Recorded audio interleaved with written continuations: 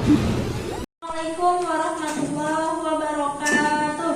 Waalaikumsalam warahmatullahi wabarakatuh. Alhamdulillah pada hari ini kita masih bisa bertemu untuk melaksanakan kegiatan pembelajaran seperti biasa, khususnya untuk materi akidah akhlak ya. Tentunya materi akidah akhlak ini akan menjadi ilmu yang harus kita terapkan dalam kehidupan sehari-hari. Oke. Nah sekarang Ibu mau tanya dulu nih, gimana kabar kalian? Apakah sehat? Apakah ada yang sakit? Atau apakah ada yang galau-galau kah di sini? Sehat. Kabarnya sehat semua? Alhamdulillahirabbil alamin. Tolong dijaga kesehatannya, apalagi sekarang sedang banyak virus ya yang menghampiri kita. Oke, sebelum kita memulai pembelajaran, Ibu mau absen dulu satu persatu. Kalian apakah ada yang tidak hadir? Apakah hadir semua? Atau bahkan apakah ada yang sakit? Oke, Ibu akan absen dulu ya. Meida Sapira. Oke, Marsanda Ramadhani. Sambil diacungkan tangannya ya, biar Ibu kelihatan orangnya yang mana gitu, biar kelihatan. Oke, next, Linda. Hadir. Terima kasih Linda. Selanjutnya Rani. Hadir. Terima kasih Rani. Kemudian Mulia. Hadir. Oke, selanjutnya Marcella. Hadir. Widya. Hadir. Selanjutnya Silvi Nur Anggraini. Hadir. Restu Melia. Hadir. Nauriza Andini. Hadir. Imanurdin Alamsa. Hadir. Silvina Andara. Hadir. Itmam Badru Tamam. Hadir. Cepnu. Hadir. Rizky Hamdani. Hadir. Ada yang belum tersebut? Oh iya, Dewi Kadita. Dan ada lagi yang belum tersebut? Ada lagi yang belum absen? Restu Melia. Oke, terima kasih banyak. Nah, sebelum Ibu lanjut ke materi yang akan Ibu sampaikan hari ini, sebelumnya ada yang ingat gak materi pada minggu lalu kita menjelaskan tentang apa? Tentang sifat-sifat wajib bagi Allah. Pada hafal kan semua? Udah pada hafal sifat-sifat wajib bagi Allah? Coba kita lantunkan bareng-bareng. Wujud tidak bakal lil hawadisi qiyamuhu binafsi wadaniyat kudrat iroda ilmu hayat sama basokalam qadiran muridan hayat samian basiran mutakaliman. Nah itu ya, itu materi yang lalu. Sekarang kita akan mempelajari materi yang baru, yaitu yang berkenaan dengan yang namanya bertaubat. Ayo kita bertaubat. Oke, nah di sini sebelum Ibu mulai ke pembelajaran materinya, yang harus kalian ketahui terlebih dahulu yaitu kompetensi dasar, kemampuan dasar dapat menguraikan pengertian taubat. Nah, menelaah hakikat taubat, merincikan syarat-syarat taubat, lalu menguraikan kedudukan taubat, dan selanjutnya menguraikan keutamaan taubat sebagai fondasi perjalanan rohani. Oke, kita mulai ya. Mira udah siap belum untuk memulai materi hari ini? Siap. Nah, sebelum ke sini, kalau misalkan bentuk kita bertaubat itu, nah, sebelum mulai ke materinya, bentuk kita taubat, bentuk yang paling sederhana bahwa kita itu melakukan taubat. Kepada siapa kita bertaubat? Tentunya kepada Gusti Allah Subhanahu wa Ta'ala. Bentuk yang paling simpelnya itu bagaimana sih? selain itu bentuk ibadahnya sholat. Nah setelah sholat kita biasanya ada apa tuh? Zikir. Nah zikirnya itu bentuk kita taubat. Biasanya zikirnya itu melantunkan atau mengucapkan lafaz apa zikirnya? Biasanya Asmaul Husna. bukan Asmaul Husna. Kalau yang menunjukkan kepada taubat itu apa biasanya? Kan ada tasbih, ada tahlil. Nah kalau yang menunjukkan taubat itu apa? Istighfar. Karena Rasulullah SAW pun beliau meskipun dirinya tuh utusan Allah, ya, pedoman kita semua, teladan kita semua, makhluk Allah yang paling mulia, namun beliau tidak lepas dari berzikir, mengucapkan atau berzikir melantunkan istighfar sehari itu tidak kurang dari 100 kali. Nah, apalagi kita sebagai manusia biasa yang tak luput dari dosa. Oke, nah sebelum materi pembelajaran, ada yang hafal di sini Sayyidul Istighfar?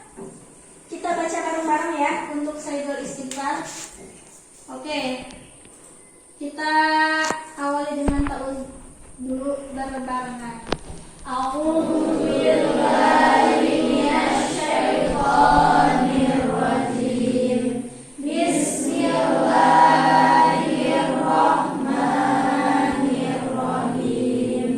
Astaghfirullahaladzim wa atubu ilaihi.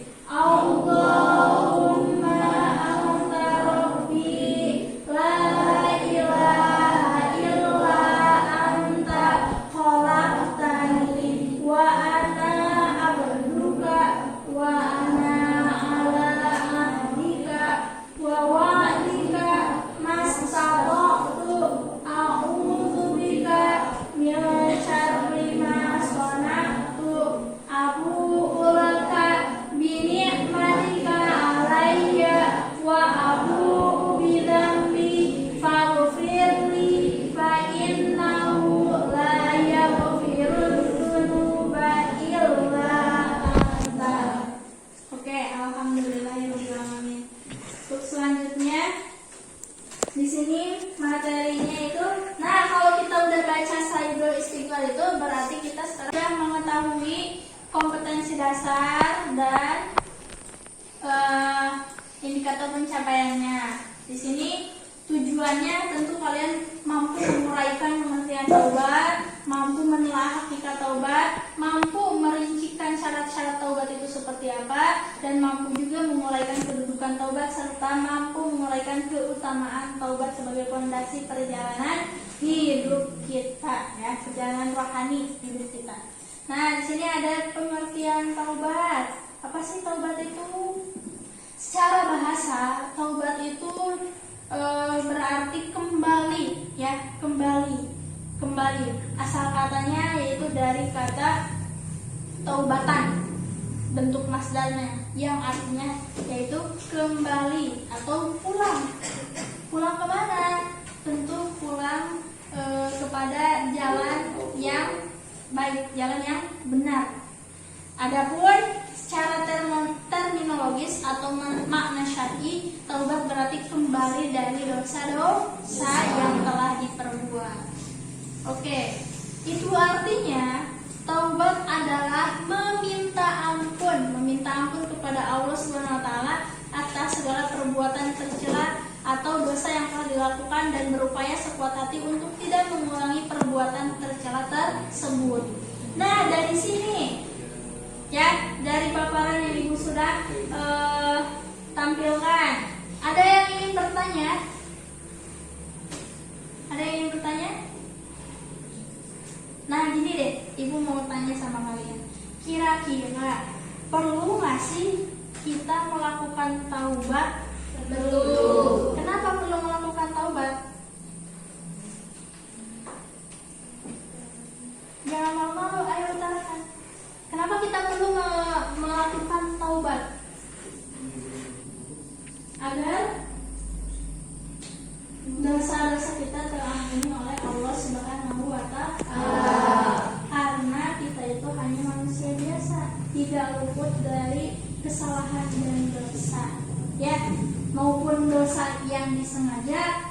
melakukan dosa yang tidak disengaja. Iman, kenapa Iman? Iman, kenapa? Sakit, boleh ke UKS duluan Iman? Boleh diantarin. Jadi para nabi pun masih tetap bertaubat. Masa kita tidak bertaubat sebagai manusia biasa ya? Nah, selanjutnya ada taubat paling khusus, yaitu taubat dari perhatian terhadap selain Allah. Ini adalah taubatnya Rasulullah dan Ahlul Bait ya. Oke, selanjutnya syarat-syaratnya seperti apa sih taubat itu? Yang pertama itu menyesal. Kalian melakukan dosa, melakukan kesalahan tersebut, menyesal ya. Kalian ada rasa penyesalan. Gimana kalau rasanya gimana? Seperti ketika kalian kehilangan uang. Sayang banget gak disimpan di tempat aman, jadi aja uangnya hilang. Nah sama, taubat pun harus lebih-lebih dari itu. Saya nyesel banget kemarin tidak sholat subuh, gak bangun subuh ya, misalkan seperti itu. Saya nyesel banget kemarin disuruh sama orang tua saya gak nurut, dan lain sebagainya. Banyak contohnya. Oke, selanjutnya mensucikan diri dari perbuatan maksiat yang telah dilakukan. Ya, yang ketiga, karena tidak ada artinya bertaubat jika dosa masih terus dikerjakan. Jadi dosanya jangan terus-terusan dikerjakan. Masih kemarin nggak sholat subuh, besoknya nggak sholat subuh lagi, besoknya nggak sholat subuh, tobat lagi, nggak sholat subuh lagi, tobat lagi, nggak sholat subuh lagi. Nah itu tidak bisa dikatakan taubat. Kalau taubat itu harus betul-betul yang sungguh-sungguh, tidak dilakukan berulang kali. Sekali dua kali masih wajar, tapi kalau misalkan keterusan itu kurang aja, tidak bisa dikatakan taubat. Oke, selanjutnya syarat taubat yang selanjutnya bertekad dengan sungguh-sungguh bahwa tidak akan mengulanginya lagi selama hayat di kandung badan, sampai mengucapkan selamat tinggal pada dunia yang fana ini. Jadi dosanya itu tidak dilakukan sampai kita meninggal dunia. Waktu diterimanya taubat itu kapan? Nah, sebelum tiba ajalnya. Jadi kalau kalian sudah meninggal, tidak bisa tidak ada pintu taubat. Pintu taubat tidak akan kembali kepada kalian. Jadi sebelum nyawa dicabut dari diri kita itu masih ada kesempatan. Ya, jangan sampai kalian menyesal ketika, Bu, saya masih bisa nggak terhindar dari yang namanya siksa neraka dan siksa kubur dan api neraka? Tentu bisa, selama kalian ada itikad, ada tekad yang kuat untuk melakukan taubat. Taubatnya yang bagaimana? Bukan taubat sambal, ya, tapi taubatan nasuha. Taubat yang sungguh-sungguh, tidak akan mengulanginya kembali. Oke? Nah, adapun tahapan taubatnya di sini, nah ada 3 tahap. Tahap pertama itu berpaling dari dosa, tinggalin dosanya. Yang kedua yaitu inabat, yaitu taubat karena ingin mendapat balasan atau pahala dari Allah, bukan taubatnya karena iming-iming yang lain, misalkan supaya dapat uang jajan atau supaya dapat apa. Jangan, harus diniatkan karena Allah SWT. Yang kan dengan teman sebangku atau boleh dengan kelompok 4 orang, kalaupun enggak 4 orang boleh berdua ya, berdua orang tentang kisah. Nih ada kisah. Kisahnya dari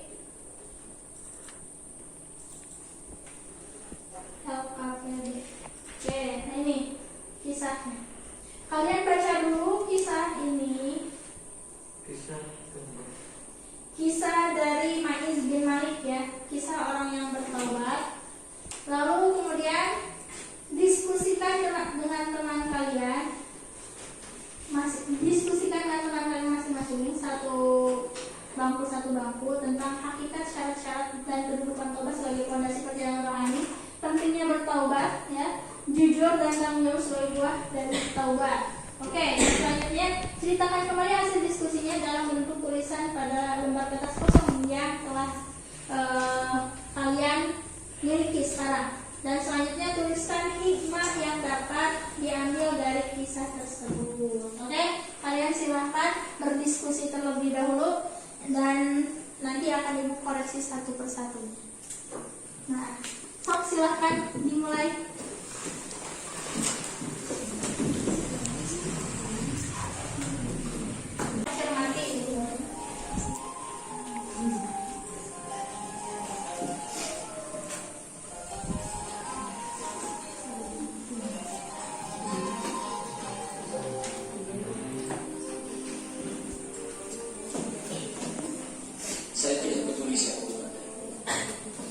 pernah bermaksiat, ada pernah berbuat salah. Kita manusia yang tidak luput dari dosa. Tapi saya ingin berikan tawaran dari Al-Quran Al-Karim. Quran surat keempat dan Isra ayat 100. Posisi paling tinggi sebelah bawah. Pernah ada orang berbuat maksiat yang tak terputus. Ada seorang yang pernah membunuh orang. Bunuhnya bukan sampai 200 orang. Tak terlukiskan bilangan. Kriminalitas tidak perlu diukur karena Anda akan telah mengikuti. Ketika Allah berkenan memberikan hidayah kepadanya, Masya Allah. Dan hidayah selalu terbuka pada siapapun sepanjang ia mau mengambilnya sebelum nyawa sampai di kerongkongan. Tiba-tiba datang ia pada seorang alim dan berkata, saya ini. Alim ini kemudian menyampaikan kepada orang yang dimaksud, Anda bukan berarti tidak bisa menjadi orang baik. Hanya Anda tinggal di lingkungan yang tidak mendukung Anda jadi baik. Kalau didengarlah nasihat alim ini, berangkatlah orang dimaksud, menempuh perjalanannya. Tiba-tiba Masya Allah, belum sampai di tujuan di pertengahan jalan, orang disebutkan lebih sejengkal. Tiba-tiba maut datang menjemputnya. Summa yudhikul maut. Apa yang terjadi? Langkahnya dihitung sebagai ibadah. Dalam terangnya dia beristighfar taubat kepada Allah Subhanahu wa taala. Taubat menghadirkan cinta Allah Subhanahu wa taala. Quran surah kedua ayat 222 di ayat Innallaha yuhibbut tawwabin. Allah mencintai orang-orang taubat. Dan cinta Allah menghadirkan ampunan bagi seluruh dosanya. Quran surah ketiga ayat 4. Cukup ya diskusinya. Nah, coba di sini hasil diskusi kalian, Ibu minta ada yang memaparkan hasil diskusinya. Di sini siapa yang mau memaparkan? Akan Ibu kasih reward tentunya dengan nilai yang cukup besar karena keberaniannya telah mengutarakan materi pembelajaran hari ini sebagai bentuk hasil dari diskusi tentang materi pelajaran taubat, ya, materi tentang taubat pada mata pelajaran akidah akhlak. Silakan, ada yang berani, ada yang mampu untuk memaparkan kembali hasil diskusi yang telah kalian lakukan tadi. Acungkan tangannya. Oke, silakan Mas Anda, boleh berdiri terlebih dahulu.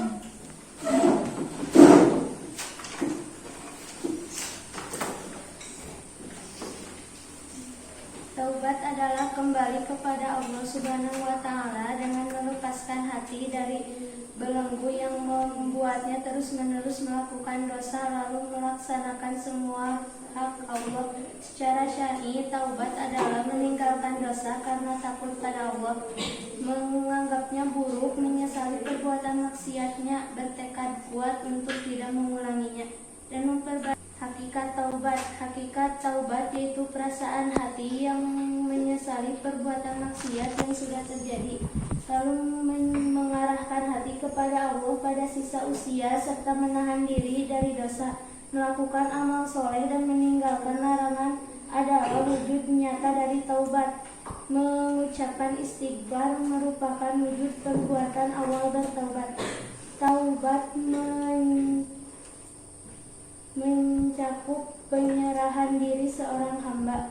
Terima kasih banyak, bagus ya, tolong berikan tepuk tangan untuk pengajian. Nah, seperti itu, alhamdulillah kalian sudah bisa memaparkan apa itu taubat dan apa itu hakikat taubat. Ya, tentunya taubat ini Ibu akan simpulkan sangat penting untuk kita lakukan dalam kehidupan kita sehari-hari. Minimal dengan selalu kita membaca istighfar, ya. Lebih bagus lagi ketika kalian bisa mengamalkan zikirnya, yaitu sayyidul istighfar. Karena banyak sekali keutamaan bertaubat. Minimal dengan kita membaca sayyidul istighfar tadi pun banyak sekali keuntungan yang akan kita dapatkan. Salah satunya ketika di mana-mana misalkan kita celaka dalam perjalanan, tapi sebelumnya kita setelah membaca sayyidul istighfar dulu, membaca istighfar lebih dahulu, insya Allah surga jaminannya. Mudah-mudahan kita semua yang taat, yang bertakwa, dan selalu menjadi hamba Allah yang senantiasa bertaubat, meminta ampun, memohon ampun atas segala dosa yang telah kita perbuat di dunia ini. Oke, apakah ada pertanyaan sampai sini? Cukup dipahami? Oke, mungkin cukup sekian yang dapat Ibu sampaikan. Untuk materi selanjutnya kita akan masuk kepada kedudukan taubah. Jadi persiapkan di rumah, kalian cari referensi apa itu kedudukan taubah. Ya, akan kita pelajari lagi di minggu selanjutnya, pada pertemuan selanjutnya. Mudah-mudahan kita semua selalu dalam keadaan sehat walafiat. Oke. Wabillahi taufiq wal hidayah. Wassalamualaikum warahmatullahi wabarakatuh.